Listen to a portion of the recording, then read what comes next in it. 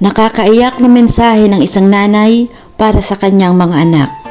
Mga anak ko, kung dumating man ang panahon na malalaki na kayo at meron na kayong sariling mundo, sana piliin mo pa rin umuwi sa bahay at tabihan ako sa pagtulog.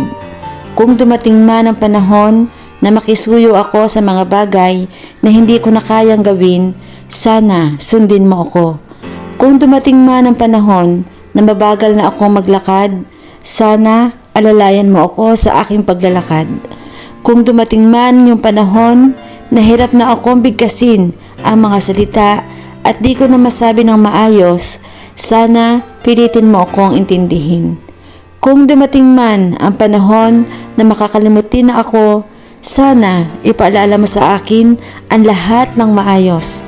Kung dumating man ang panahon na hindi na maintindihan ang ugali ko, sana anak, pakihabaan mo ang pasensya mo. Sana habaan mo ang pangunawa mo, gaya ng mga panahon na hinabaan ko ang pasensya sa tuwing hindi kita mapatulog noong sanggol ka pa. Tuwing karga lang kita dahil ayaw mong magpalapag. Noong panahon na inalalayan kita sa paglalakad, hindi ako umalis sa tabi mo sa bawat hakbang mo upang maalalayan kita kung ika'y matutumba. Noong mga panahong hindi ako makatulog pag hindi ikaw ang katabi ko dahil gusto ko yakapin kayo, kumutan kayo. Pagising sa umaga, kayo ang una kong makikita. Noong mga panahon, nabulol ka pang magsalita pero pinipilit kong intindihin at turuan ka ng tama.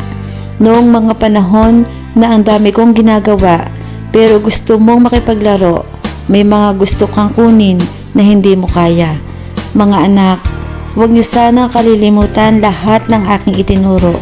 Ipamana mo ito sa aking magiging apo.